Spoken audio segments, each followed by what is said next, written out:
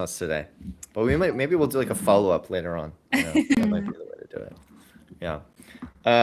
Okay, we are live, folks. Give us a few minutes. As usual, we're just gonna take the link, share it out with some friends.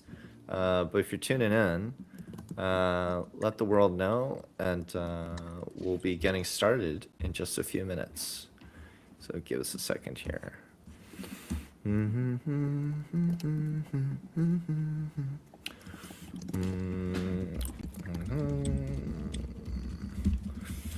So, what are all of your timelines looking like right now? Because I'm seeing a lot of garbage on mine, on Twitter at least. All I'm seeing is Where do you all see it? open claw. I'm all up on the agents side of things right now. Mine is also Vitalik and his recent tweet and OpenClaw for sure. Mine is like OpenClaw, Epstein, OpenClaw. Oh my god. Bad Bunny, OpenClaw. Oh yeah. Epstein. There's a bit of Bad Bunny as well in mine. It is literally, yeah. I should probably just mute Epstein at this point. Did you see someone posted? Wait, what are you saying? No, go for it. No, I was saying someone just shared with me the what was it? There's like someone took all the Epstein emails and then turned it into like, was it like jelist.com or something, or .world? Like, it's crazy. I know there's a mail server or client too where you can search all of the emails and you can people are doing very creative things with OpenClaw as well. It's crazy. Good use of It's the world we AI. live in. Part of me is Good like, use of AI. yeah, part of me is like, I am so horrified. Do I want to know more? And then the other part of me is, okay, sure. But like, at what point is it overconsumption, right? So.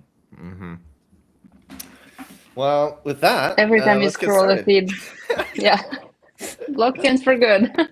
We're locked in. Well, listen, folks, we're going to get started. Thanks for bearing with us for a few minutes. And welcome one and all. This is Chain Reactions, your weekly live stream hosted by yours truly and my co-host, Polina. How you doing, Polina? Hi. Good. Beautiful. And yeah, this is our weekly live stream hosted by Myosin and us, where we talk to founders, heads of marketing, and just overall awesome people from around the crypto, blockchain, on-chain economy. And this week, really excited to have Mashal on from Octant to talk all about, obviously, Octant, as well as the blockchain for good research report that we collaborated on and have put out, because I think just a little bit of quick context behind that. I think, at least for us, past couple of years has been a very interesting time in the industry, and I think with some of our members, they had the brilliant idea, and I want to shout out Ali, who's one of our DAO members, who had the great idea of, hey, we should put out a report so obviously people within crypto, but especially outside of crypto, can understand what, outside of the speculation and the gambling and the degen stuff, what is blockchain doing for the world, and why is it making the world a better place, and why do we want it? And I think, we'll get into it, but I think Octant is doing some great stuff, and we'll talk about that. But I'll be quiet now, and we'd love to have Mashal kind of introduce yourself, kind of walk us through your journey, how you got here, and obviously, what you're up to at Octant. Yeah, welcome. Yeah, of course. Hi, everyone, and thank you for having me. I'm Mashal. I had marketing at Octant. And then how did I get here? So I've got a security background, had no business being in media, but ended up in it just because I loved storytelling, and just this was the age of new media, quite literally. I know everyone is talking about new media now, but 2016 to 2021 was truly the golden age of new media companies, post BuzzFeed. And, BuzzFeed had like this big fundraising round, and then everyone was like, wait, we can all actually just create and change the landscape of media, so let's do it. So I built a company called The Tempest, grew it to tens of millions of readers, just had a lot of hardcore media. So editorial verticals, podcasts, everything you can think of. And let me tell you, it is not easy to be in media. It is so cutthroat, and it is so all consuming, and it can be amazing, but it can also just take such a big toll on you. So I did that for 6 years, and then I was really, really burned out, and I wanted nothing more to do with media. And so I did a couple of different things. This is also like, post-COVID, a lot of reflection and whatnot, and um, decided to do a couple of fun things. I built a D2C company in the Middle East. It was one of the first ones to tackle a lot of taboo topics and issues, and it had a very strong sustainability angle, and so did that. And realized a lot of my media playbooks can just apply to anything really, and it's so fun, and I love building audiences and communities, and started a consultancy where I worked with founders and startups and all kinds of projects to help build their audience and scale them up. And that's sort of how I got back to crypto. So my first introduction to, I would say, Bitcoin was like 2014. I was anonymously writing articles about Bitcoin in student-run publications, trying to get people to learn what it was. So you were deep in it early on. You were always interested in something. I was, and I had that background, and we would run workshops trying to teach people what it was, but I didn't publicly feel comfortable writing my name, so I just was anonymous. And I think it was someone in a boys club. They were asking like if I still have a copy, and I'm going to try to find like one of the, because it was like print magazines, so it was it was fun. I smell a rerun coming. I don't know. Yeah. Special NFT attached. Oh yeah. Running on a Bitcoin L2. But so I did that. And then NFTs were really popular, and I couldn't understand for the life of me why. I remember that one headline. I think Visa had spent a lot of money on, I think it was Bored Apes, CryptoPunks. Oh yeah, they were playing around with it. They got a lot of money to spend. There's we'll play around with this thing. Why not? Yeah. But I couldn't understand why, and I was so fascinated. And then my first NFT project was that I got, or the first NFT that I ever got was Crypto Covens. So that was a great one, and I loved. They did this whole initiative where they were trying to get more people into this space, and I had always been on Twitter, but like Web3 seemed cool and NFTs and all these things, and I had been like passively looking at Ethereum at Bitcoin throughout the years, but wasn't particularly involved in projects. But NFTs was sort of how I got back into the space and worked with a bunch of different projects. And then I'd say like the public goods side started with Gitcoin, where I started writing a bunch of case studies for them around the power of community decision making, and how this could work and bottoms up, and just like it was such a cool concept. This is also when I was super enchanted by DAOs. And yes. Listen, some of us are still here. We're trying to keep it going. Yeah. This is y'all are probably one of the, I don't even know what DAOs are alive at this point. You're probably one of the top, like the top 5, I would say. And I'm actually still very impressed about how you operate, run. This is not normal. This is like y'all made it. Everybody else is, I have no idea where the hell everybody else is. But they try to vote on everything. That was probably the challenge. Not everything needs to be voted. Voting's good. Governance is good, but maybe it's not all governance. Yeah. There's also a lot of decentralization theater. But yeah.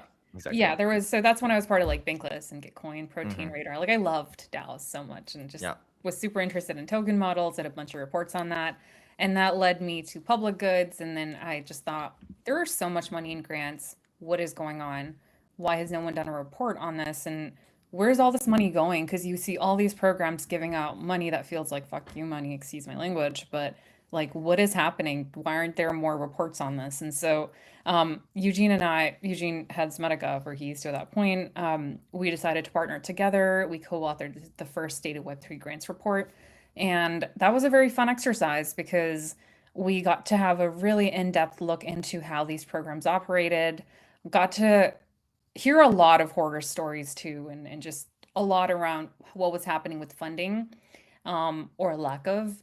And we got to really do a lot of comprehensive analysis on, what the state of funding really was. And then we did those reports 2 years in a row, and kind of got bigger and bigger and bigger. But when I did the first report, I got introduced to a project called Octant that had just started. And they were looking for their first marketing, senior marketing hire, or they weren't looking for a marketing hire actually. But they kind of felt like maybe they needed some support. And so we started chatting, and I realized, oh wait, like they're onto something here. How do more projects not know about the cool work that that they're doing. So I joined at the end of 2023, and fast forward to 2026. I can't believe it's been so much time. And I think I still think we're relatively like underrated, relatively unknown still. I think there's a long way to go for us in terms of our goals and everything else, but that is how I got here. Ended I love that. up in marketing and grants and shaping programs to Well, help. listen, I feel like nowadays it's needed more than ever, right? And so with that, I think, I'm sure there's a lot of people within our space and I'm sure especially outside of our space who have no clue what public goods is and more specifically, I'm sure what Octant is. So we'd love to hear a bit more about Octant, its evolution, its journey, and how you guys have been helping, make the world a better place. Yeah. Absolutely. So Octant was a project that was started by Golem Foundation, and the model was pretty simple, which was if you have GLM, you can lock it and you get ETH. And the way the project was funded was early inception, there was this big ICO for a project called Golem, and then that split into two completely independent entities. There's Golem Factory and Foundation. A lot of people actually mix up both, thinking they're the same, but they're not. They're completely different and independent. And Foundation took part of the treasury, which was like a little over 100,000 ETH. They decided to stake it and use the staking fund public goods on Ethereum.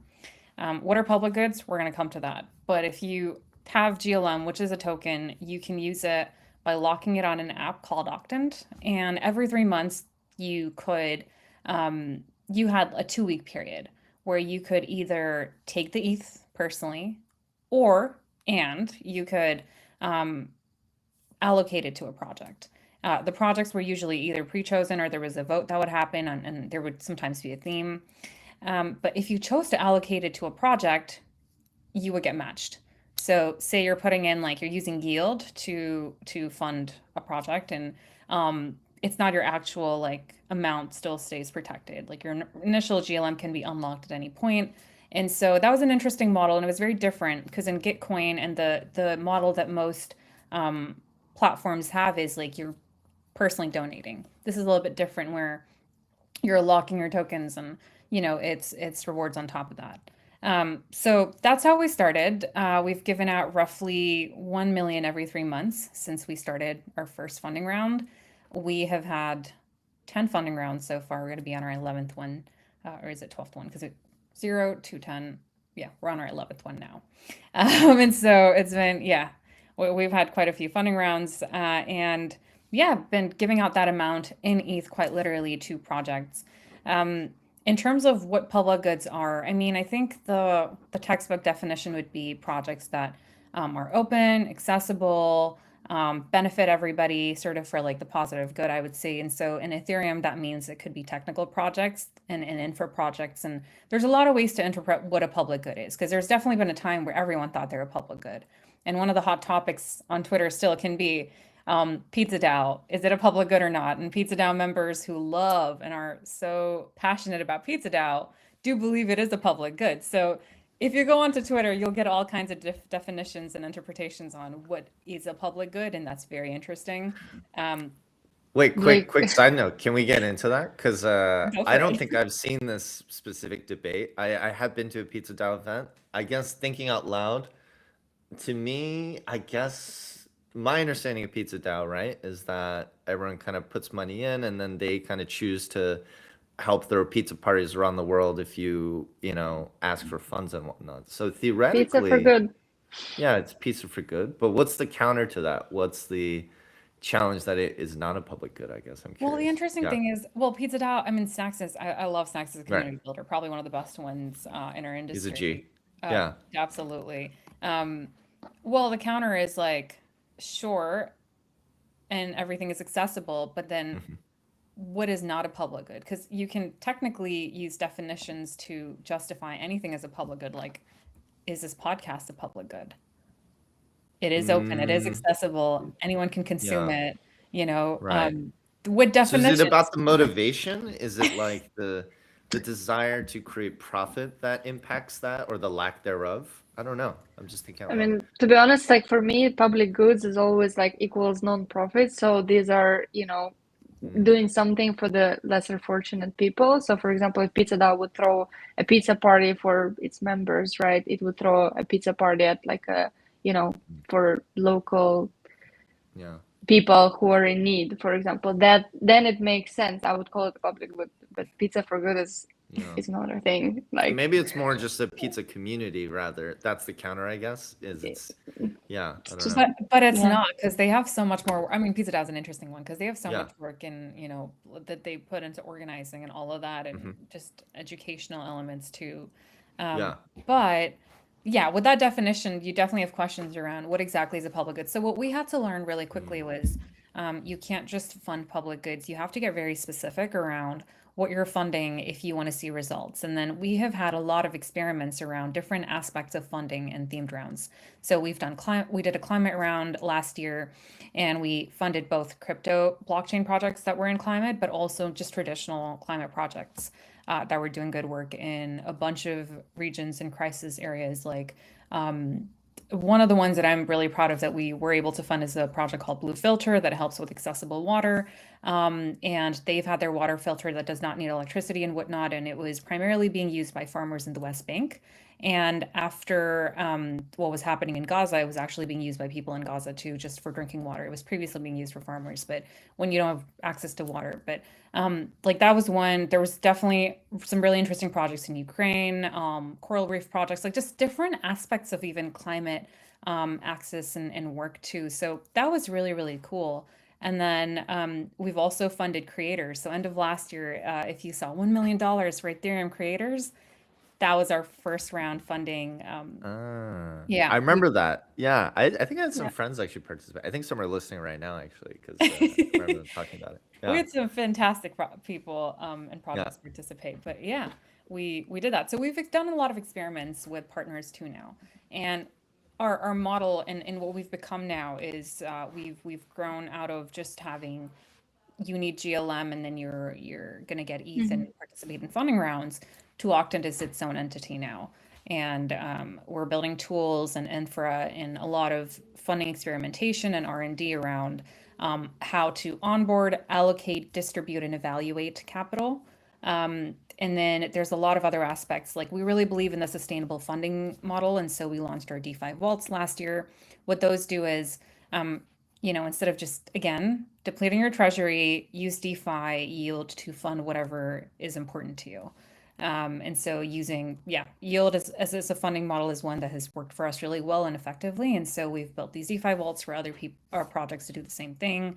And that was our first time really delving out of just the very specific funding rounds that we did to a lot more, because at the core of it, I would say that we really care about Ethereum and Ethereum sustainability. And so there's a lot more this year that we've got planned around what we're thinking in terms of what should get funded and how it can get funded, and just a lot of those experiments too.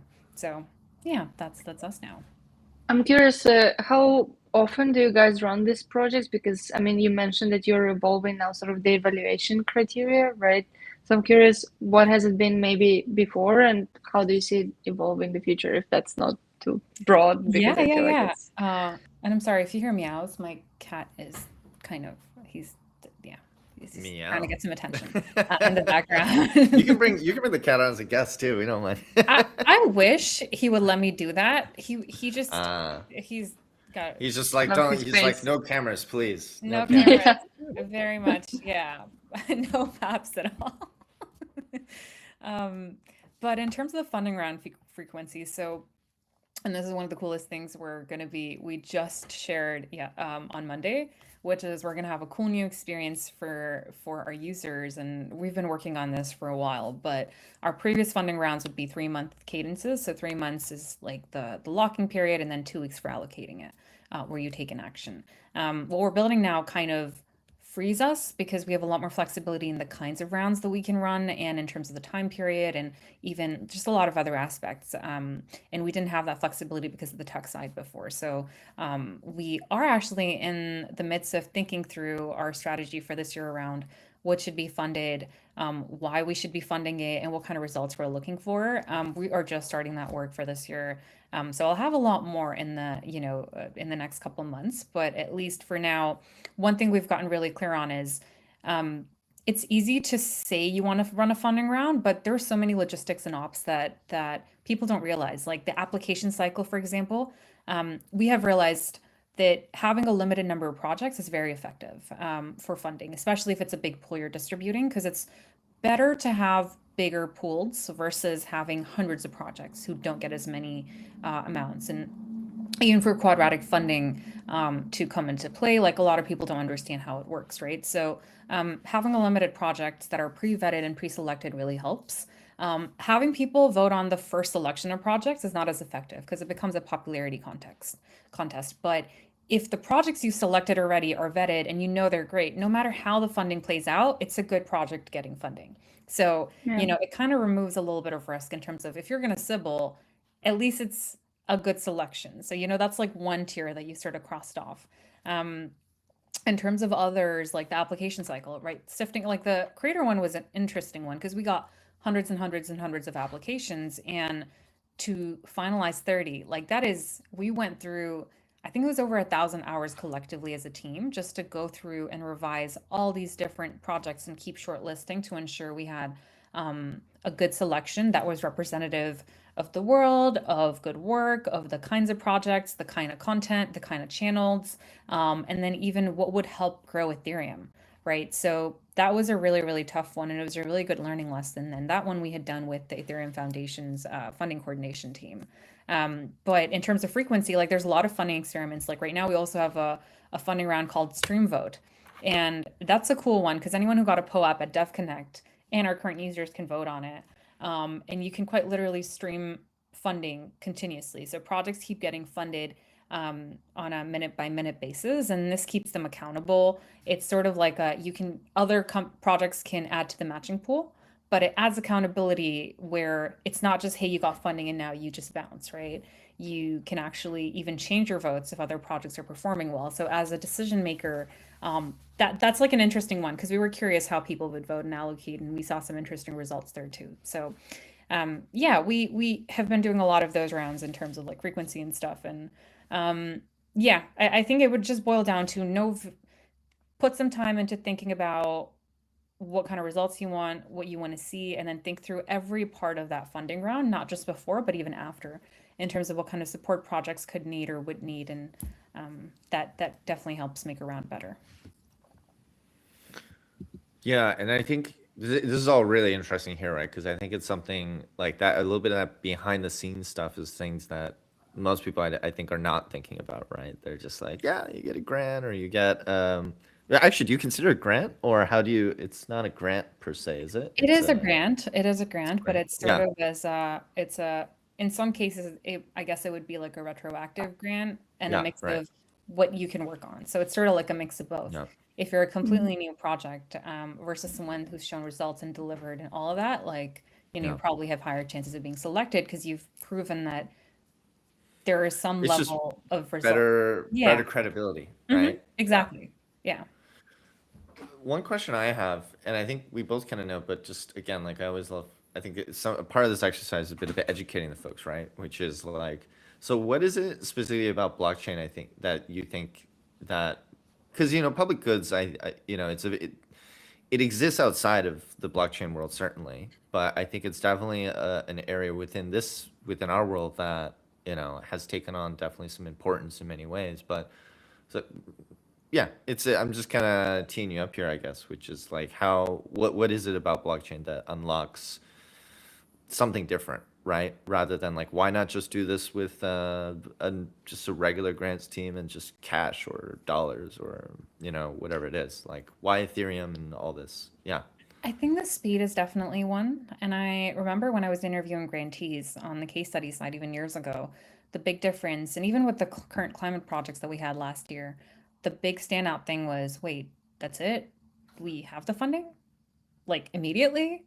And there's not like weeks or months of bureaucratic processes. So I think from that perspective, for projects that need immediate funding, and even for crisis related areas and just in real world, right? Like time is money. And a lot of times, the more time that's spent that could have been utilized working on the thing instead of working on how to get the funding that you've already gotten approvals for. So there's a lot of I think like the speed factor is really cool. I think the other factor, and I have mixed opinions on community decision making. I don't always think it's the right approach. But at the same time, I can see models where it works. And, we obviously have a model where people effectively decide instead of taking personal ETH, like, hey, let's give it to a project. So I can absolutely see the beauty in that. But I think there is something around even bottoms up decision making in the community aspect, the democratic aspect around people getting to decide what's important to them. So if you, wherever you live, right? Like if you want to help decide how, or even have your vote be heard around how should bigger city budgets or statewide budgets be spent. Now you've got a system where people could actually do that, and you can play out based on everyone's thoughts and votes, like how should this be split up. I'm not saying that model should be done everywhere, but you have never had, I mean, I've never had the opportunity to actually help decide that, right? But it brings a whole different level of both transparency, but also just decision making and being able to give your perspective on that. So I think that's really interesting too. And then I think I also think about things from the perspective like crypto as a whole, from a financial aspect. Like I'm from Pakistan, and I've seen how my family back home, they keep money in dollars or euros or foreign currency that's more stable because the local currency keeps the inflation is too high, and it's not a safe currency to bet on. And so, quite literally, like, anytime someone comes over, like, what they would prefer is, hey, like, we would love to kind of keep our money in external ways. And so, I think one of the first things from a crypto perspective that I always thought about was one, when you think about remittances and things like that, like, it's so fast, but also it's a more stable slash safe way versus like government alternatives that, most people don't trust. And so, from a very personal perspective, that is so important to me. I think, and it's probably one of the most important use cases, at least, because since I've been growing up and I've been an expat, so I've been a third culture kid. I grew up in the Middle East for, and lived there for most of my life. You always knew that expats sent money home, and then you have these big Western Union and just like exchange queues. And it takes time, and the exchange rates And aren't massive always great. fees. Yeah. 100%. So this kind of gives more accessibility to people as well to be able to do a lot more money management, I would say. And then the DeFi side of it, which is a little bit more complex, but I think it makes it more accessible. The fact Yeah. that you can have even low risk things that you can do with your money online. I think like that's cool. I don't think this was as accessible. And I think there's definitely that angle too, where I think about like even these bigger nonprofits who may have donations that might be bigger, like how do you more effectively use it? And the sustainability angle, and where I hope we get to at some point is, right now, of course, we're starting with Ethereum, but I think this model can be applied to real world projects.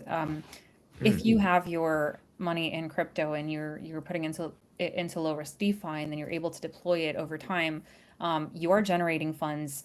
You are a little bit more sustainable in how you're doing it, and I think there's a whole different way of planning because, of course, it also needs significant capital. But if you can get to that stage, I think there's a lot more that's possible potentially. So, yeah, those are a couple of things that I think about that I could see it working out. And then even taking it back to my media days, right? Like most of the companies that were around when I was running a media company, most of them have died. Funding was a big problem. Yeah. Media has been so underfunded. And it's more important than ever today. This is why I love Substack models of like independent writers being able to get Yeah. funded and, Micro creators and letting them find their, the people who yeah, love what they do. Yeah. 100%, but it takes so much work. And if Yeah. we had more funding for media companies, or even possible ways where communities could help fund it, like a lot of times it's even the tech rails didn't exist at that time, right? To be able to do like um, a round of that sort now, like that would be so cool. So I think there are so many media use cases that can also come to Yeah. life. But the problem is we have a terrible rep where we kind of don't care as much about the human element from a very specific way. And I think we have a lot of time and work that needs to be done until we even get to that stage of, hey, normal people will stop thinking about crypto as a scam and think about all these sustainable ways to apply it. Yeah, I think the use case of blockchain for for good is clear, right? It's sustainable, it's like it's transparent, the speed is there, the fees are not as crazy. So it's sort of like a no-brainer. but then there is like, are we facing more of a blocker of like getting more trust from the organizations that we're trying to help, right? Or is there more of a blocker from retail side? Because there's like two sort of angles that we're working with here. And I'm curious how you at Octant think and like generally in the market. Wait, guys, quick, sorry to interrupt.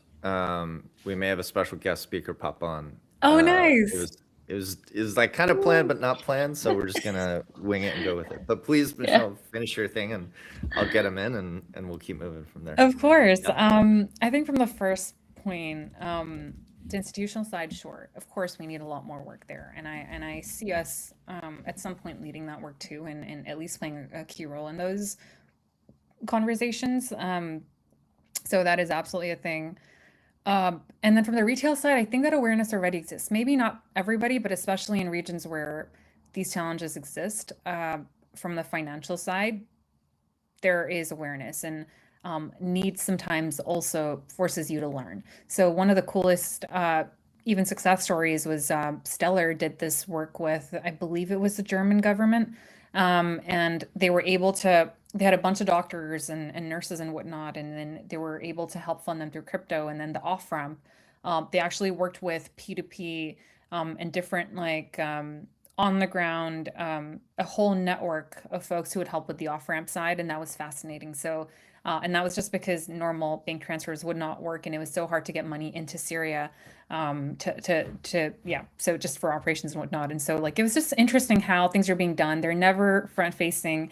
And you may not see the media headlines, but there absolutely still already is work being done that's very interesting. And I hope we, yeah, I hope we also start seeing more of this in Ethereum. I'm sure there's stuff that's going on that I'm not aware of probably, but yeah, that was so cool to hear about when yeah, the Seller team was talking about it. I feel like all of these things are always sort of on the down low, and people make things happen, like, you know, in Ukraine, in Gaza, and everything, but no one talks about it on Twitter because all we care about is poly market. You know what we It's should just, do? We should do a poly market come on. on the public goods and then donate that money Yeah. to public goods. Meta. But do you feel like we could have like the barrier to entry lower to make the discoverability better, or Always. But I think what credibility and legitimacy means in every industry is different, and in every region is different. And I would say our challenge right now is also just sort of the people who have access to these rooms and the formats that they've created. There's not as much of a social impact element, as much as there is like financial and capital incentives, right? So that's quite different. But we need to nail down the formats in terms of legitimacy building as we think through how do we build more trust. And we need a lot more concentrated effort on that. I'm not just being cool on crypto Twitter, but like other avenues that are offline in person, you know, and in those rooms, I would say. So I actually have a question. It's an honest question, so I hope it's, you know, taken the right way. But I think like even when I first heard about Octant a while back, oh, we have a guest. Hold on. Hi, Griff. Hello, Griff. How you doing? GM. How's it going? GM. We're doing good. I actually had a quick question for Michelle, and then we'll throw it over to you. But my honest question, and I think this would be really helpful for anyone listening as well, is like, as far as I understand it, right? Like with Octant, the idea is, you know, I take my ETH, I can stake it, and I can, you know, people earn yields, and then that's, you know, as we talked about, being donated to public goods. But I have to be honest, like I can be a bit selfish as a human being, right? And I'm saying, well, you know, my ETH, it's only generating like, let's say 4%, and like, so I guess my honest question is like, can I have it both, right? Like, how can I profit and give to the people, you know, like donate to the causes I care about? Is that something? Because I don't, to me, I guess it wasn't immediately clear of like, if I'm going to do this, what's in it for me outside of feeling good and helping the world, right? Because if we're being honest, I think a lot of people we are selfish creatures, right? And so how do you appeal to the altruistic side? And I think that is something maybe that crypto can uniquely unlock because of the economic systems that have been built, but curious. Well, the system for what's been possible is you lock GLM and then you get ETH. So you're not locking your ETH, although that would be so cool to see the day when we can do that. But I actually think like that's been the whole experiment from the start, is for us to see, will people actually want to participate? And we have some interesting results. And this is sort of part of why I'm also kind of disillusioned around community models. There absolutely are people who care and who want to fund projects and that sort of want to give. Like we've seen a lot of even bigger whales who completely allocate all of the ETH that they get, and it's significant amounts, like 7 to 10 ETH every 3 months. They could take that for themselves. There's nothing from our side restricting them and saying, hey, and even in all of our messaging and content, we're not trying to push users to do one or the other. We're hoping they will, of course, allocate to projects because that would be great, but there's no actual hard fast rule there. And I think there will always be people who just, I think it's totally okay if you're selfish and if you're like, hey, I want to take that ETH, I need funds. I don't think there's anything wrong with that. Because for every person who does that, there will still be people that will continue to donate. Like that's just been the history of the world, right? For every person who's trying to make all that money, there are so many more people that are trying to give out money in every shape and form, in every social status, financial status, right? You see the $1 donations and you see the hundreds of millions, and that will continue to be a reality. I think from our perspective, at least, I agree with you totally. Why would I be incentivized to give if I don't have any stakes in it? And this is why, at least the starting point that I see is we're starting with the Ethereum angle, because that to us is way more important than trying to tackle all the bigger world problems that exist. I think we won't get there if we can't even prove it in one ecosystem and one that really matters to us. So that's the first thing, is running different funding models and experiments and mechanisms to see what will stick, what will even get people to participate. Is it even wise to have that? And then other angles that you're talking about, which is it would be so cool where if I have like X percent, this is a percent I just want to give away. Yeah. And I think there's so many opportunities here, which, a lot of them we're also working on already behind the scenes. There's much more in the next couple of months we'll be able to share. But even when from a religious perspective, like I'm a Muslim and a practicing one, we are required every year to give 2.5% of our entire wealth that we've had for a year to charity. And it doesn't mean income, just wealth. So if I have gold, I actually need to wait every year. And gold is a big thing in South Asian families. So, this is your financial stability. If you get married, you get a bunch of gold as a financial security aspect for women specifically. So I'm actually required to give 2.5% in cash to charities. And what I choose to give to is my own thing. But you actually have, like, again, 26% of the population that are practicing that do this. So I think from a tech perspective, if I could actually, even for crypto, like it's called zakat, that's the actual term. So if I could just have my crypto that I just genuinely, I don't have to think about it. This is such an annoying manual process, because when we're doing this every year during Ramadan time and whatever, like we have to literally look at different wallets, do the calculation and be like, okay, cool, this is what we're going to do. And it's an annoying manual process. Yeah. I think this is such an interesting use case no one has solved for yet, is literally just, hey, here's how you pay zakat, an easy way for a crypto user. And there are so many crypto users that are Muslim who would mentally be like, you know what, this is like a time saver and whatever. So this is another use That's a case. shout out to anyone who's building like a wallet or wallet aggregator. Big opportunity in the market right there. And integrate with like, charities and public goods and all of that. Honestly, this is a no-brainer for a wallet to be like, round up your transaction to like donate there. We got to censor our Francis Zerian. Okay, so I just want to give a shout out to Octant. It's never been easier to feel incentivized to donate because of the matching. When you see, like, because I'm a GLM staker for sure, and I pull the last few rounds, I pulled out a little bit for myself, but I just can't not donate, because it's like I throw in like $20 and it allocates hundreds of dollars, and it's like how I take $20 myself, or I can like donate effectively like $200-$300. It's almost you make it hard to not donate. The multiplier effect. We like it. Well, and with that, actually, Griff, I know you just came on. I would love to. We're kind of winging it here because we're getting into it, but we'd love to have you kind of introduce yourself and giveth and the role you play within this beautiful world of public goods. If you don't mind.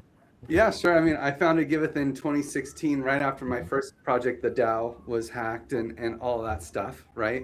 And now Giveth has been a donation platform and really a pivotal, like a movement within the Ethereum space to bring public goods forward. And we've been through the ups and the downs, many cycles, and somehow survived. But because it's always hard in the public goods space to stay alive, but we did it. And now it's going full circle, actually, because just last week I launched a new project called the DAO Security Fund, and the DAO is actually back, fueled by Yeah. Giveth is doing a lot of the infrastructure behind the scenes to make it all work. But yeah, so I started with the DAO and did Giveth for a decade, and now the DAO is coming back, and Giveth is a major piece of it. In fact, we're very much inspired by Octant.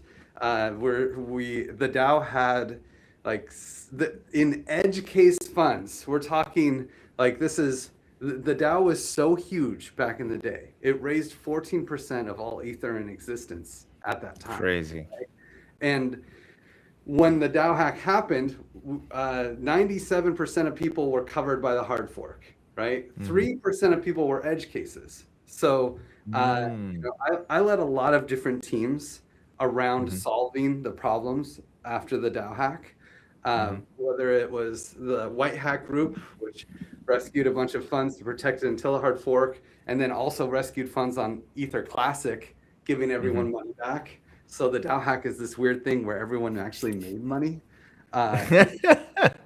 They got all their Ether back, and then also we rescued the ETC, Right. and gave 70%. The hacker had 30% of the ETC. We had the other 70%. So everyone got their Ether back and ETC. And Oh my then God. the hacker had ETC. So even the hacker made money. Everyone made money. This is a weird Full thing. circle. Only in crypto. Only in crypto. Only in crypto. And it keeps getting weirder because, so I led another team, which became the Curator Multisig, and this was to recover the edge case funds. So like I said, 97% DAO token holders could get the money back. It was all good. 3% of that money wasn't covered by DAO tokens. So it was like people who paid extra money for DAO tokens during the token sale, people who burned their DAO tokens to create child DAOs, and like just other weird things. People who just sent money. People just send money weird places, right? It's like, oops, I accidentally sent DAO tokens to the DAO. Like funny things like that. Proposal deposits, stuff like this, right? All that stuff added up to about 3% of the total funds that were in the DAO. And so we recovered all that money and made sure all those people got their money back. And we were just volunteers. And at the time, it was like $6 million, right? And then, well, Ether's price has gone up a lot. And even though 80% of that $6 million was claimed, that 20% of $6 million became, it wasn't even 20%, it was like 18%. It became over $200 million. At some points, it was over $350 million, right? That's So crazy. Also It's- only in crypto. only in crypto. Only in crypto can like 0.3% of some project turn into, hundreds of millions of dollars. So here we are. And we were in a weird spot where it was me and 5 other guys, and we all had like pretty hot keys, like old JSON file keys Wow. from 2016 that we're just like holding, and now it's Yeah. like on a 3 of 6 multisig. Almost a decade later, here we are. Yeah. And all of our addresses are public, and we're public, and it's like, when's the wrench attack happening? We needed to fix this, right? But we're also volunteers, and so we found a cool way, very much inspired by Octant, to what we can do is, while we still allow people to claim this money if they haven't claimed, and actually 50 ETH has been claimed since we did this announcement last week, which is cool. Well, while we're doing that, we can actually take some of the money and stake it and earn revenue and use that revenue to protect this money as you should. $200 million worth of crypto. You shouldn't just YOLO it with volunteers, right? Like now we have some revenue. Responsible stewards. Yeah. Yeah, exactly. We can be responsible stewards with it. We can stake it and earn revenue from it, but the revenue is going to be so much that like it doesn't cost that much to secure it. So now we're totally doing Octant style bottom up distribution of funding of these staking rewards. So we're gonna do the big difference between Octant and us is we're not gonna like manage it ourselves.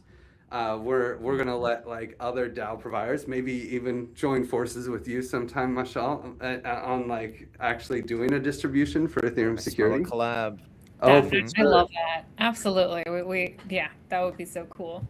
I think it would be super cool. I mean, that's we want to go max collab for sure with everybody, and really focus though on one thing, which is Ethereum security, because at least in my decade with Ethereum, I've seen so many nonprofits lose their crypto that they fundraised for in just a variety of ways, and it breaks my heart, you know, and just simple things like sending money to the right address on the wrong chain. Sending money to like getting hacked by phishers, of course, or even just buying shit coins, you know, like like Investment. yes, bad investment, or, you know, being scammed, listening to the wrong people. I mean, there's so many ways to lose money in crypto, and I think there are lots of ways that we could actually prevent people though from losing money. And so having like a really strong focus just on Ethereum security is I'm just really excited about it, and we can maybe really make a big impact in a niche, because we've been always, and I feel like maybe Octant, you might have felt this too, like Giveth has always been so broadly focused, and I feel like we're not like moving the needle anywhere. We're just helping a little bit here and there. And so this time we're gonna try to stay super narrow scope and focused. And I love this. So, and also, I mean, Giveth was one of our grantees in our earlier rounds, and then, you know, as we started getting more specific with themes, that changed. But I've loved how funding is just possible, and I think y'all are one of the last maybe two stewards besides Gitcoin and us that are still funding real world problems through Giveth. Like, I think as a platform, and just even from what y'all have funded in times of need as well around the world, like it's just been so cool to see. But I also completely understand that specific approach. It's what we've also learned from is like, you know, you can try to do everything and not get anywhere, or you get really specific and you get to really make a lot more movement. And I get it. And I think that is the right approach too. Yeah. Super cool.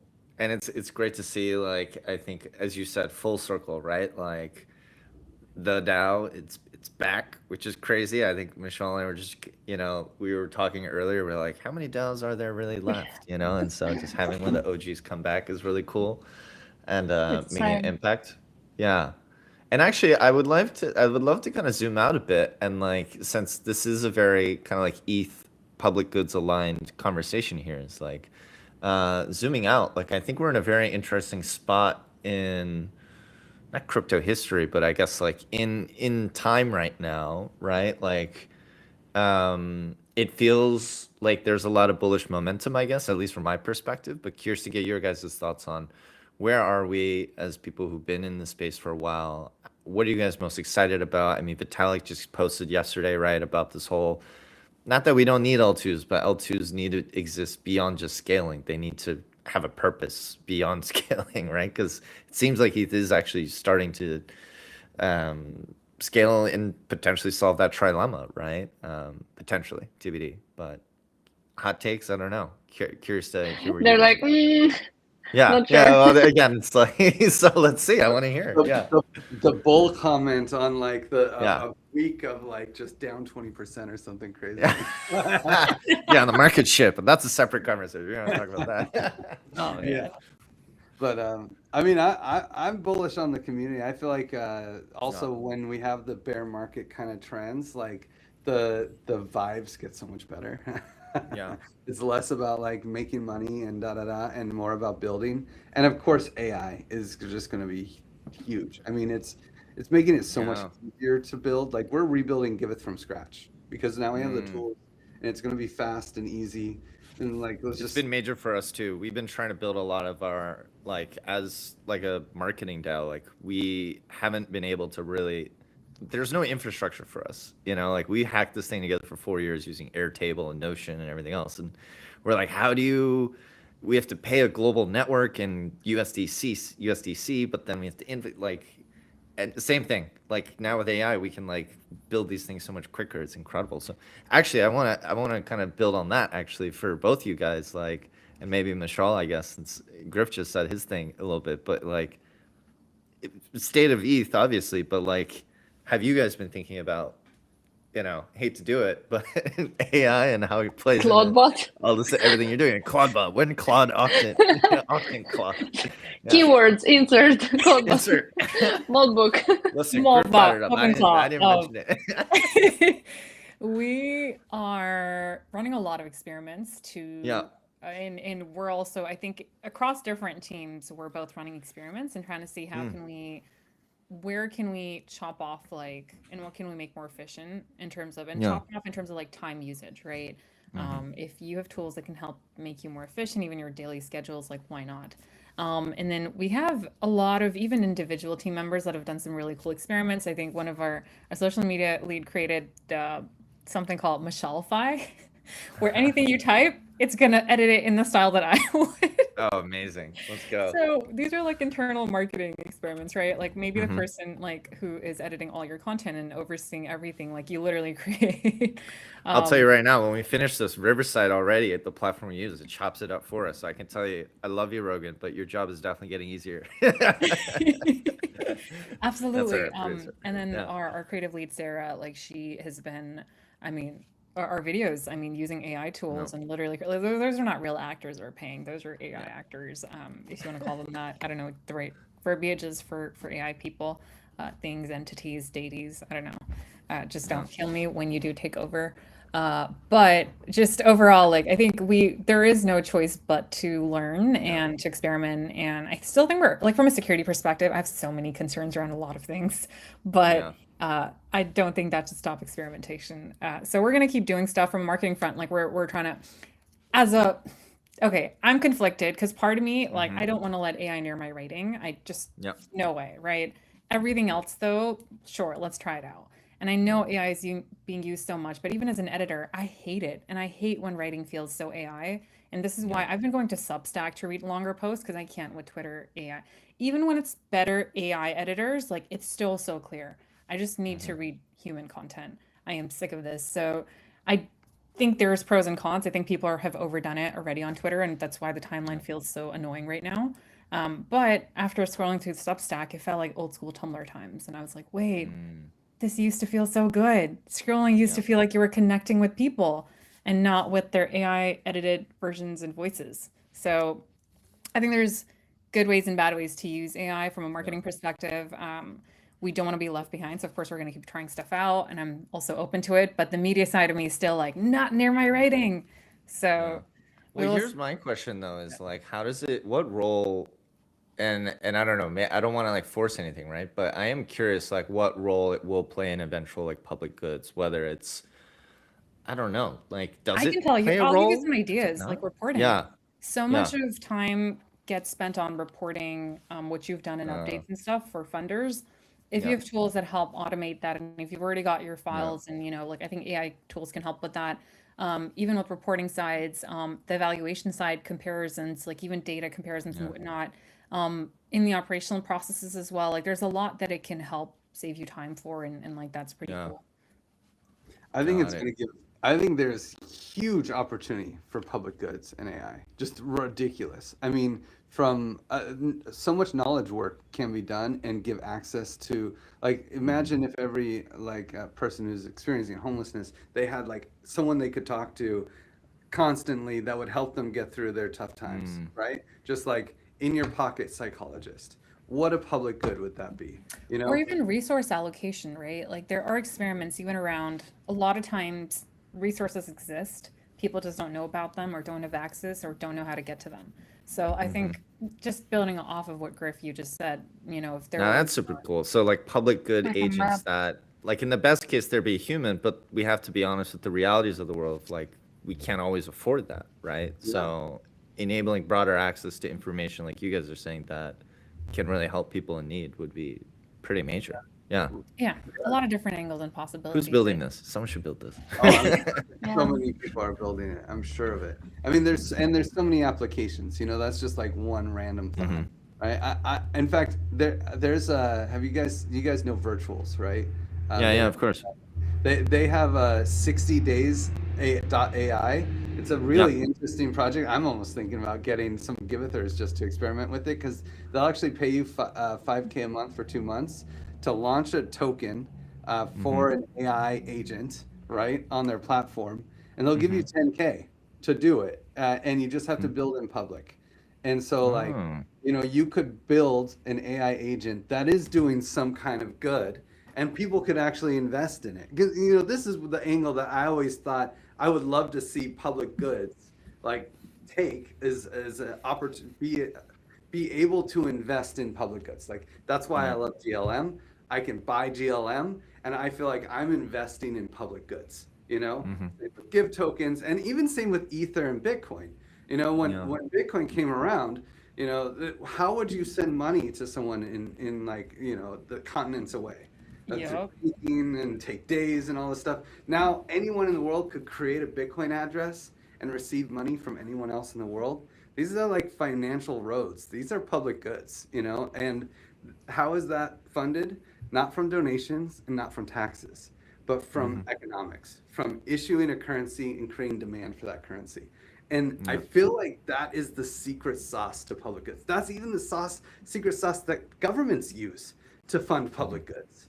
Right? They issue a currency, for example, the US dollar, and they print money, and then they give it to the government. The government does stuff. It's supposed to be public goods. Most of the time it's not. It's a question of how efficiently it's run, right? And then that's And then bring it back to Blake, what you said with Talik's tweet around L2s need to be taxed. You know, those taxes can then maybe help fund sustainably using DeFi, just Ethereum as a whole, and Ethereum security, and just a lot of other aspects of Ethereum overall, because someone needs to keep Ethereum safe and also just growing and competing. And if there's one thing that I have learned after attending my first Solana event at the end of last year, which I really enjoyed, and I think you can totally be like positive sum for everybody, results. We got to focus on that, and just more momentum for any project and builder, right? We are not in a time where, I loved your report where it gave a glimpse of pre-2020 and post, like till 2024 in terms of funding. 100%. There was so much of funding going on. But the last year has been really tough for any public good, or just projects in general. Even projects that aren't public goods are struggling to get funded. And yes, you have projects that have raised a lot of money, but most builders don't fall in that category. And so the one difference I saw in Solana is like everyone spoke in a language of metrics, results, and it just felt so much more sophisticated. Bringing that to Ethereum, where you're seeing results, you're seeing more growth in an ecosystem, and that happens when you focus on that very specific angle, right? And so when you have players that are focusing on that sustainability, revenue, like let's move out of just internet money and just in free access to funding, because there aren't also many funders left. Everyone's only funding what contributes to their ecosystem. How funding is given out is so much more specific, and you need to show so much more than you used to even 2 years ago. So I think if we focus on results and metrics and just growth and even just practical economics, really, you will see results, and you will be able to get access to funding that way if you just deliver and ship. I really hope that we can start taking a coalition model. Like, I'm seriously looking at starting an Ethereum security coalition, because like you're saying, so much funding by all these L2s and all these people who have raised a lot of money and have the money to solve problems, they're focused on their own ecosystems.